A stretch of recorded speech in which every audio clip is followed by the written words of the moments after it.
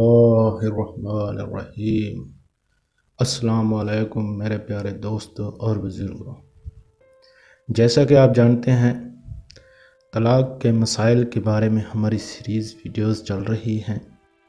اگر آپ دوست ہمارے اس چینل پر نئے ہیں تو ہمارے چینل کو سبسکرائب کریں تاکہ اسلام کے متعلق جو بھی معلومات ہیں وہ آپ تک پہنچتی رہیں۔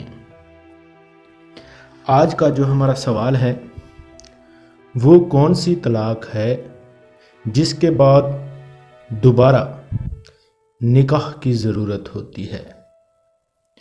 اس کا جواب ہے، ایسی طلاق کو طلاق بائن کہتے ہیں۔ مثلا شوہر صریح الفاظ طلاق نہ کہے بلکہ یوں کہے تو مجھ پر حرام ہے، یا طلاق کی نیت سے کہے میں نے تجھے آزاد کیا، یا نکل، یا چل، یا دفع ہو جاؤ،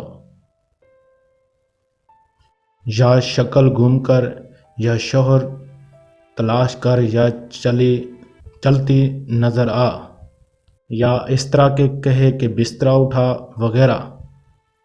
ہاں کہ الفاظ کہے یا طلاق کے الفاظ ہی یوں کہے تجھے سب سے گندی طلاق یا سب سے سخت طلاق، اس قسم کے الفاظ کہے تو اس صورت میں طلاق بائن واقع ہوگی، اور اس کا حکم یہ ہے کہ عدت کے اندر اور عدت کے بعد دونوں صورت میں اگر مرد عورت دونوں نکاح کر لیں تو رجوع ہو جائے گا۔